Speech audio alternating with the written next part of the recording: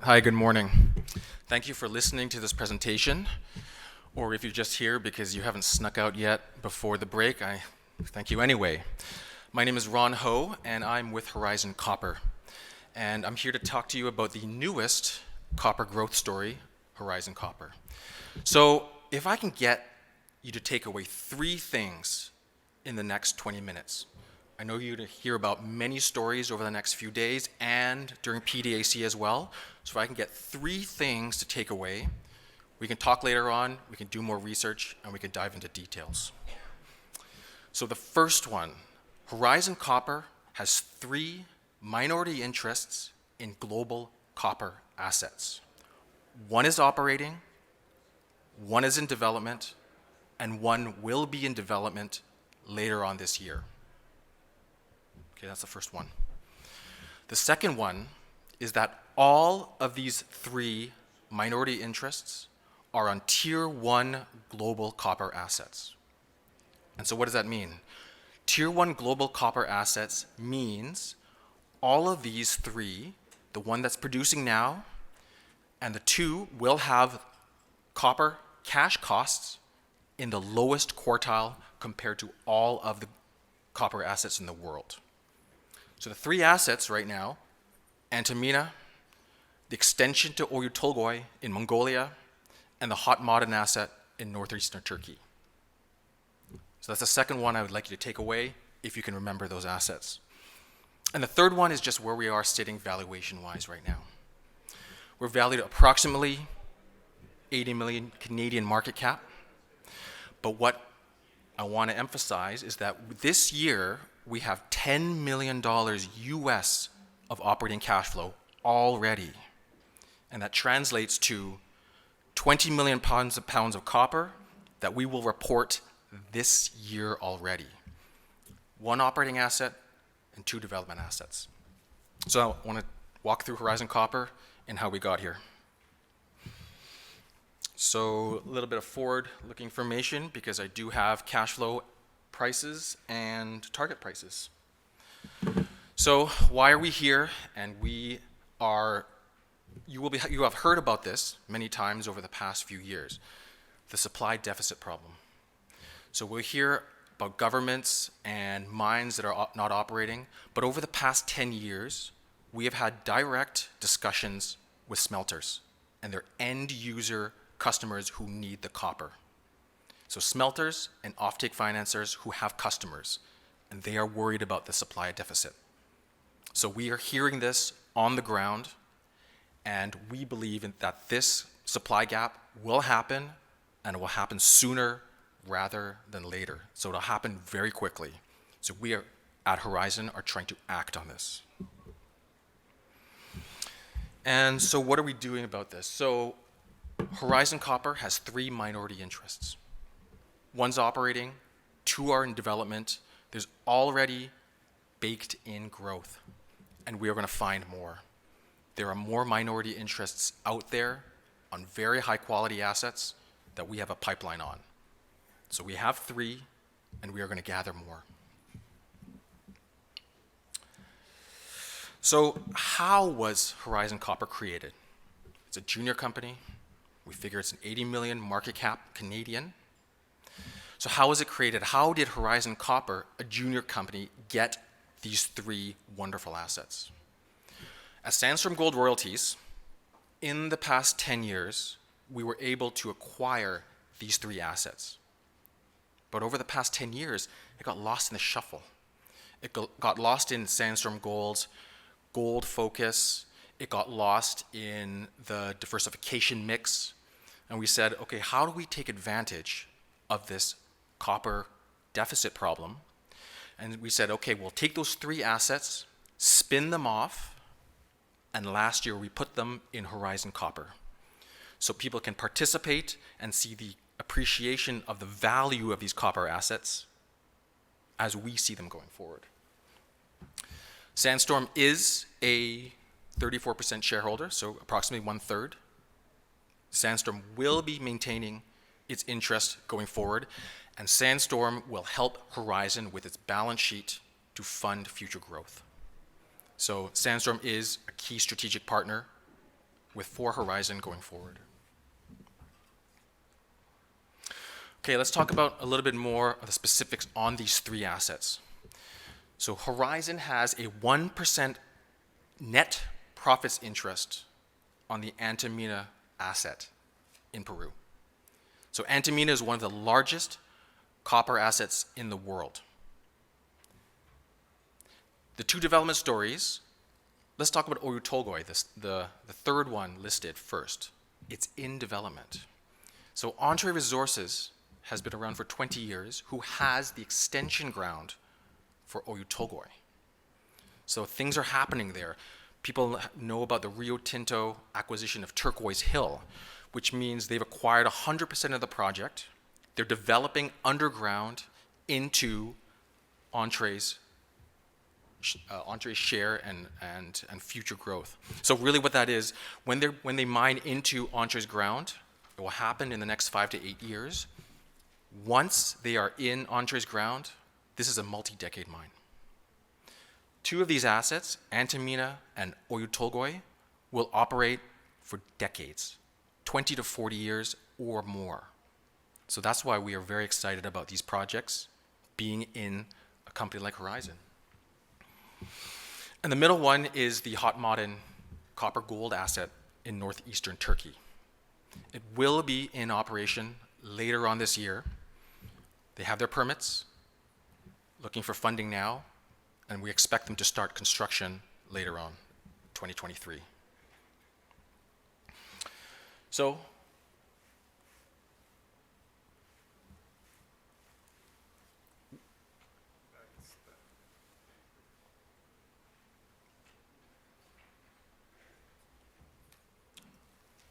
just a summary, we have these three assets and we're looking for more. The point is, the takeaway is the high quality copper assets that Horizon already owns. So just to visually represent the quartile costs I mentioned. So this is the cash cost compared to every operating mine existing now.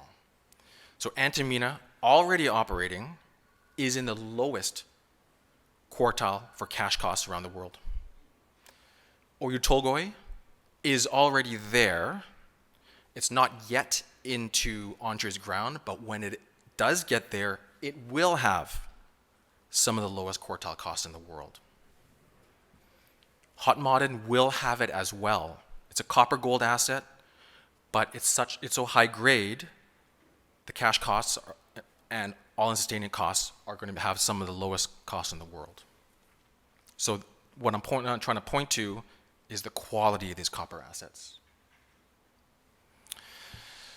Now these are three pieces of minority interests. And so what does that mean for Horizon?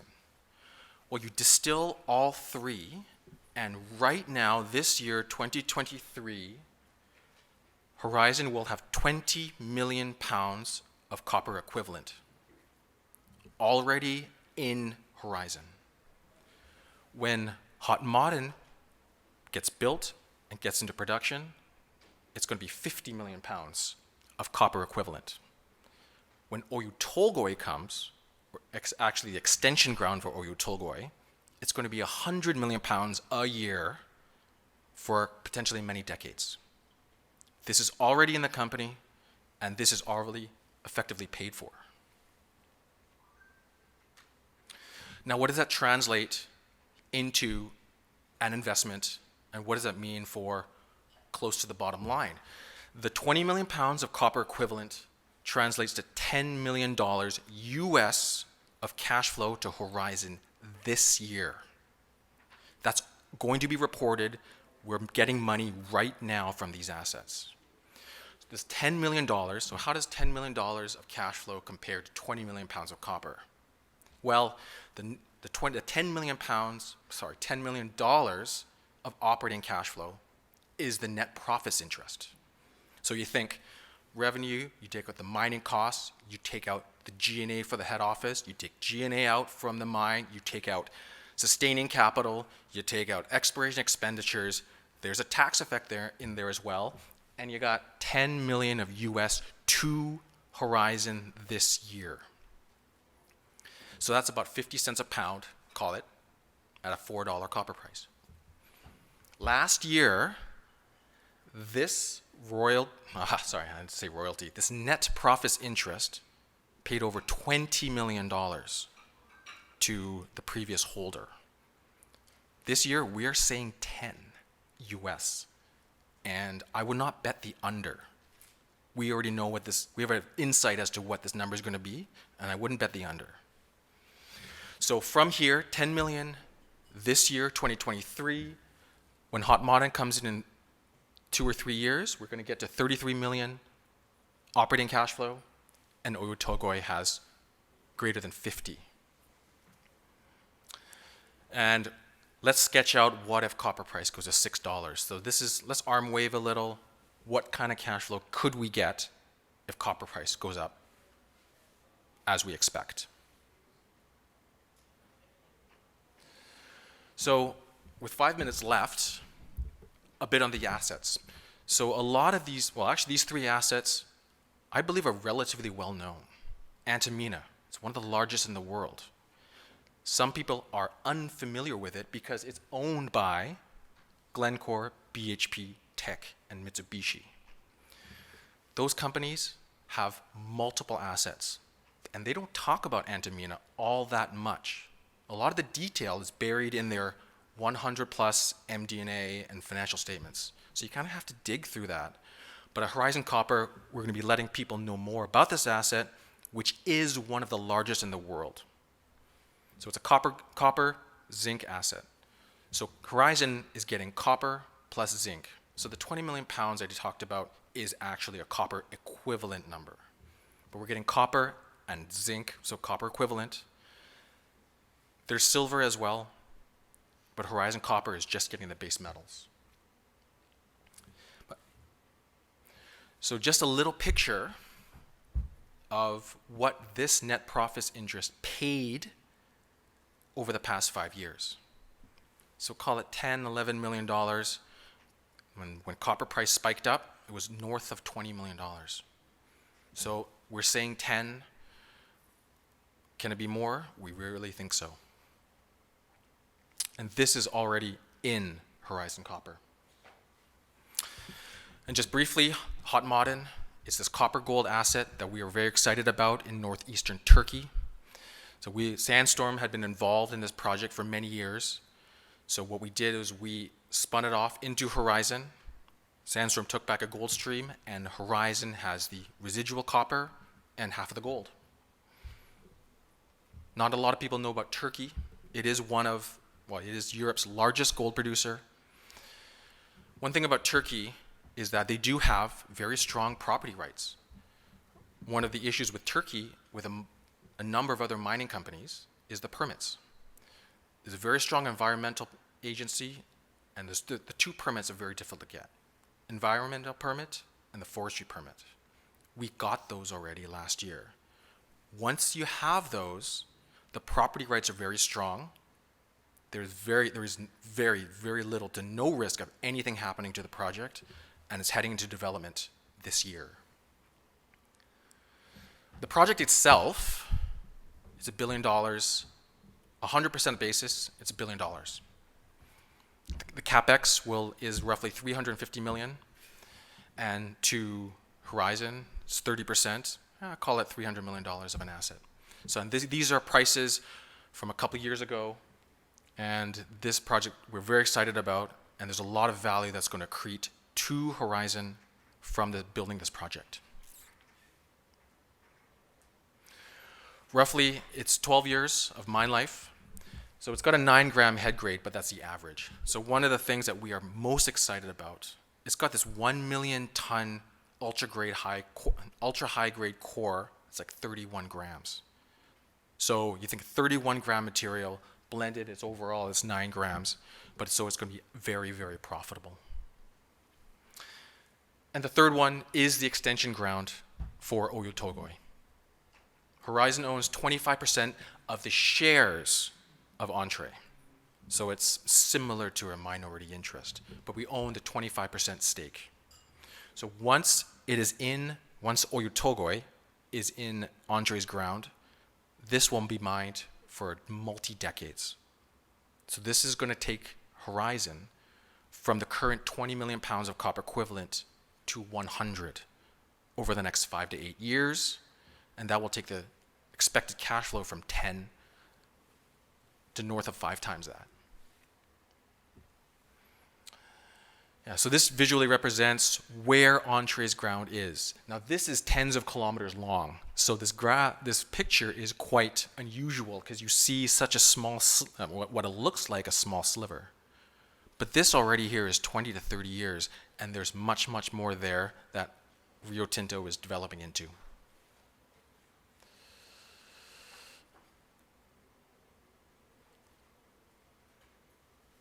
There's a slide on multiple re-ratings that we see. So currently, the market cap is 80 million. Right now, Horizon is raising,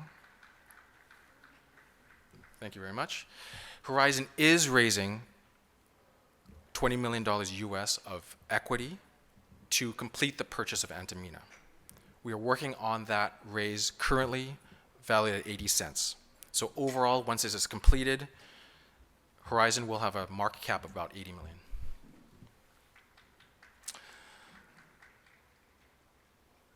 The management team, Irfan Kazemi is our CEO. He is also the Chief Financial Officer of Sandstorm Gold. The links are very close. Nolan Watson, who is the CEO of Sandstorm, is the chairman of Horizon. And currently the technical team and corporate development teams are working with Horizon to find additional copper assets. So we're very excited about the pipeline that we have. So Sandstorm owns a third of the company. The timer is just about up. What I want to do is recap the 3 takeaways, if I can just get you to do that. 1 operating asset, 2 development assets, tier 1 global copper assets that will be the cheapest mines in the world to operate. 80 million market cap, built-in operating cash flow with growth. So I'd love to talk to you more about the details, and I think now we are open for questions.